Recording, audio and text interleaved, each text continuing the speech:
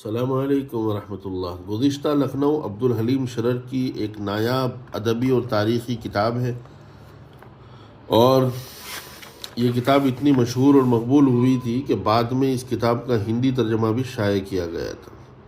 تو آپ دیکھ سکتے ہیں، یہ ایک کتاب ہے، بھون وانی ٹرسٹ، سیتاپور روڈ، لکھنؤ سے اس کا ترجمہ ہوا ہے، اور جو ہے پرانی اسٹائل میں اس کا ہندی ترجمہ کیا گیا ہے۔ اور آپ دیکھ سکتے ہیں کہ رسم الخط کی پہچان اور وہ تمام چیزیں جو ہونا چاہیے۔